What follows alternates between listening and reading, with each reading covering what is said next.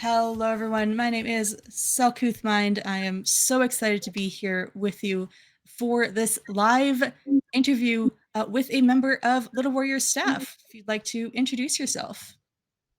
Yes. Hi, everybody. My name is Jill. I am out here at Little Warriors Be Brave Ranch. And for those of you who don't know, Little Warriors is an agency that is dedicated to the prevention, the treatment, and the awareness of child sexual abuse.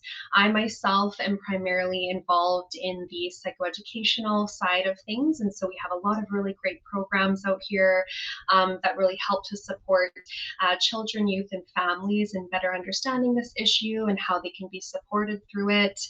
Our Be Brave Ranch, our treatment center out here, serves kids ages 8 up to 17 years old. And so we have lots of different types of therapies out here.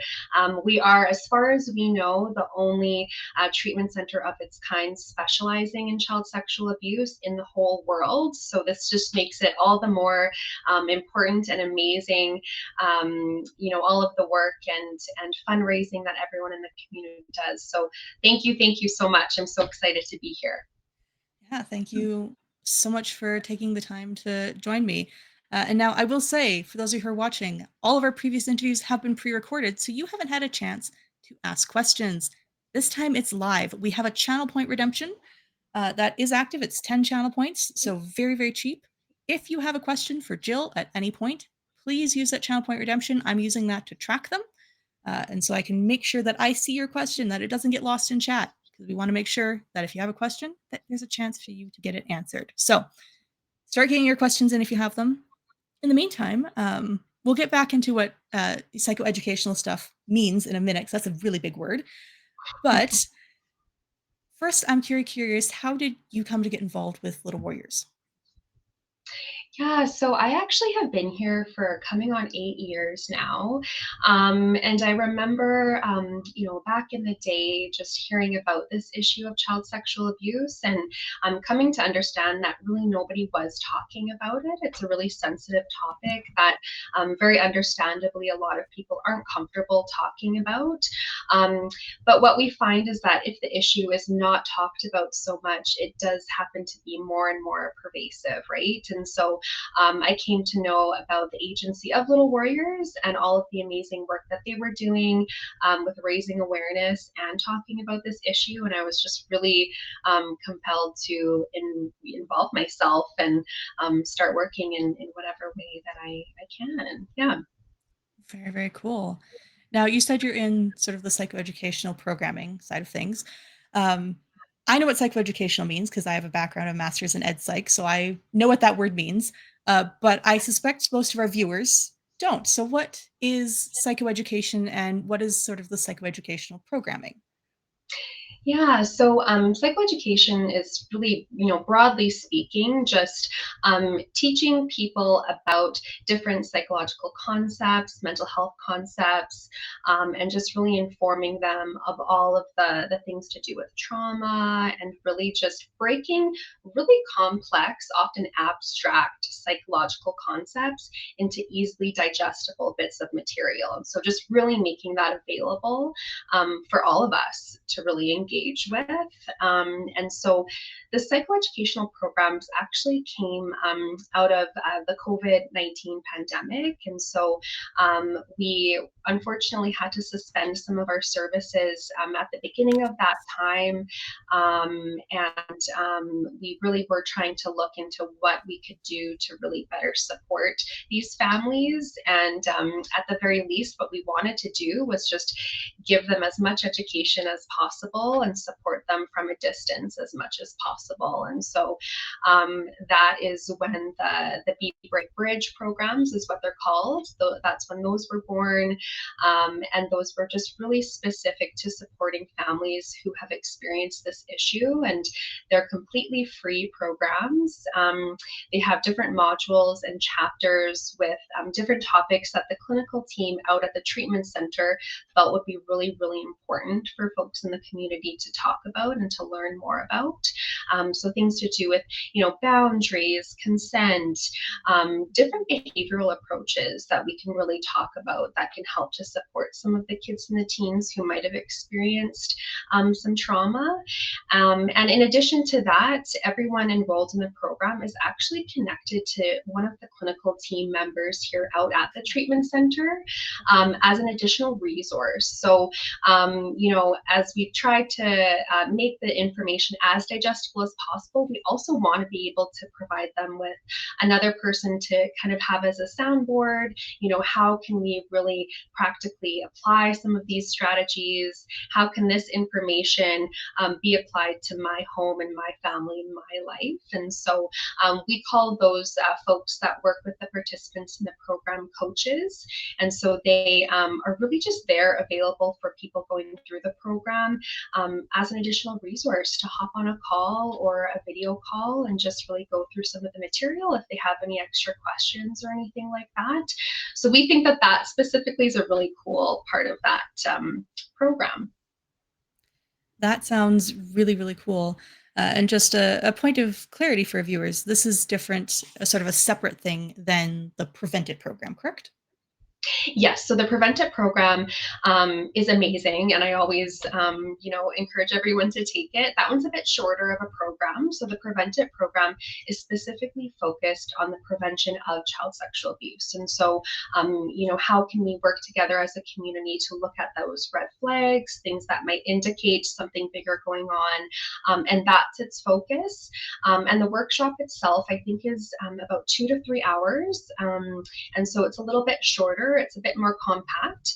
The Be Brave Bridge programs, which is what I was just speaking to earlier, are a lot more comprehensive. So not only are we touching on that prevention piece, we're also going into different trauma concepts and how trauma impacts behavior and the brain and how we can support parents and caregivers, and a lot more comprehensive in that way, if that makes sense. So we would say that typically to go through the entire Be Brave Bridge program, if you're working through it relatively consistently, it would likely take you around 3 months to complete. Gotcha. Okay, so that's for sure a much more comprehensive program. Mm-hmm. Mm-hmm. And with that Prevent It program, just to clarify, you don't have access to that coach, and so that's kind of another really great piece about the Be Brave Bridge programs. Yeah, for sure. Yeah, Prevented is a fantastic program. I've taken it. I know a few people of the community have taken it. But yeah, this bridge also sounds incredible. Um, and I'm assuming that these are all online, right? Yes, yeah, they are online. So all of the Be Brave Bridge programs are online. The Prevent It program actually has two different ways of delivery. You can sign up for an in-person one as well, I believe. Those are facilitated by amazing volunteers that we have all across Canada, but you can access it online as well. Yeah, for sure. And because it's available online, it's accessible to anyone in the world as long as they speak English, correct? Yes, yeah, yeah, you bet. We actually currently are working, I believe, with some folks to develop a French version as well as a Spanish version, I believe. So we're really hoping to build that out a little bit more so that we can, of course, access as many folks across the world as possible. Yeah, that would be incredible to see it in more languages because again, the more knowledge about this, the better. Because Absolutely. this is not an issue that just affects English speaking people. It affects everyone everywhere. Yeah. All right. Oh, there's a reaction in chat to Spanish. We have a member of staff who Spanish is her first language. She's very excited by that. Um, we have a few questions actually coming in from chat. So Okay. we're going to start with this one. If you had unlimited resources, what are some ways you would expand Little Warriors? We would want a Be Brave ranch all over the world. So I think that would be our first goal. I think so much of our work right now is going into research and really trying to build out the research of what we do so that what we do can be replicated by folks all across the world. That's our ultimate vision, I would say. If we had unlimited resources, we would want to build one of us everywhere. Yeah, for Sure. I've been to the ranch and it's beautiful and wonderful and it's, you have so many fantastic things laid out, but it's also not the biggest space. There is a limit to how many kids you can put in there at one time. Yeah. Yeah, there is. Yeah, so that's one of the ones I would say is probably the ultimate goal is for us to be in every part of the world. That would be amazing. We Hmm. have another question here from chat. Um, did you, and either yourself or Little Warriors as a whole, ever expect a bunch of gamers from all over the world to be raising money for this cause? The Prevent-A-Thon team is very passionate crew, and we love this event to help you. I don't think we ever expected that this would turn out in the way that it has been, which is just, it's so phenomenal. You know, in my entire time being involved with Little Warriors, I just continue to be so moved by what different types of communities gather around in supporting this issue. And you and I were actually just speaking earlier too about, you know, how I feel is, you know, one of the most important pieces is just spreading awareness and education in as many different communities as possible. And I think with the gaming community, you know, so many of our kids and teens access this space, and it's an amazing space for community and fun and all of that amazing stuff. But it can also serve, you know, to be a bit of a dangerous path in some ways too, and it can really put some kids in a vulnerable position. And so, you know, for us to really come together, both of our worlds, you know, just talking about this issue is so cool. And I don't think any of us would have ever you know, thought that this would happen in this way, but it actually makes a lot of sense, and it is so awesome. Yeah, I still remember Shannon. For those of you who are unfamiliar in chat, Shannon is sort of the contact person for any events and fundraising things. And I still remember her reaction with the first email I ever sent when I did some fundraising just on my own. Mm, And the amount of things I've had to explain and clarify about tech, but uh, it's two very different worlds. But I think we really love and appreciate the work you do. And there's always, anytime I'm in contact with Little Warrior staff, so much love and appreciation for us and everything that we do. And that extends to you as well, Chad, all of you watching and all of you who've donated. Um, I cannot express to you how much the Little Warrior staff appreciate every single mhm, one of you. mhm. Yeah.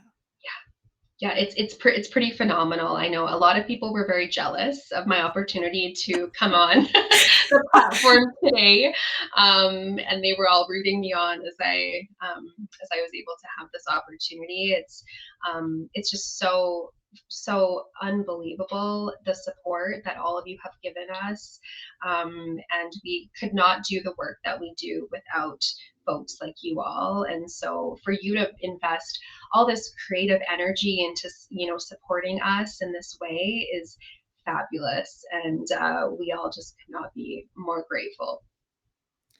Yeah, sure. We have another question from chat. Um, this one is, I'm just gonna, it's a little bit maybe more serious and sort of a good leading us towards ending it a little bit here is so how can we, so that's both those who are participating in the event and those who are watching the event, how can we help make discussions about child sexual abuse more mentionable and productive? Yeah, that's a really good question. I think really what we always talk about is just really bringing to light that this issue does exist, and making resources like ourselves known to different folks, and really just not allowing it to kind of crawl into the dark depths where it typically just lays, you know, if that makes sense. And so I think really just talking to loved one, it's not an uncomfortable issue, or sorry, it's not a comfortable issue to talk Mm-hmm. about, but you know, things that are really really important tend to be the hardest things to talk about. And so just kind of reminding ourselves of that. And if anyone, does have any concerns to bring up, that there are a lot of people who care and want to help you. And, even if some people in your own circle might not want to talk about something like this or don't really know where to turn, and it does feel like such an isolating issue, there's actually so many really, really great people who want to talk about it. And so I would just say spreading the word, which I know is kind of a generalized suggestion, but really that's the only place we can start. It's just really kind of bringing it into the forefront and into the light. Yeah, for sure. Yeah. I guess with that, is there any sort of final message, any word of wisdom, encouragement, anything you'd like to say to our viewers and to our community? Yeah, when you said that, the one thing that came to mind was just really reminding yourself that every little bit of effort to a greater goal counts. And I think that's what our team talks a lot about. And that, when we talk about this issue of child sexual abuse, it can feel really, really daunting and overwhelming, and kind of like this beast to tackle, which it is. But we also need to remind ourselves that, a small group of people, even in the smallest bits of efforts that they make the most profound and powerful impact. And that's actually really how it's always been in the course of history. And so just really giving ourselves that reminder, and one another that reminder, is so important. Yeah, absolutely. As we like to say, even a dollar still goes a long Yes, way, and even absolutely. just telling friends about watching the stream, it all Yes. helps. So, yeah, that's a fantastic reminder. Well, thank you so much, Jill, for taking the time, coming and talking with me, answering the community's questions. Can we get some love in chat for Jill for coming and taking the time to chat with us? Um, it's been my pleasure.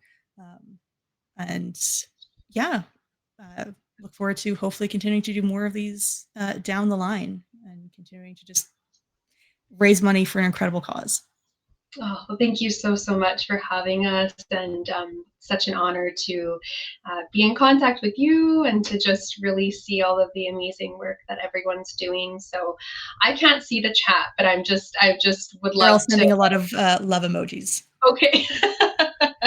I'm just, yeah, so grateful for everybody. And I am so excited for how everyone's weekend turns out, and kind of see where things progress in the next 72 hours or so. And we so appreciate you more than you know. So thank you, thank you, thank you, thank you. I can't say it All right, enough. everyone. Prevent-A-Thon will be back with more content in just a moment, but we're going to go to a break. We'll see you in just a moment.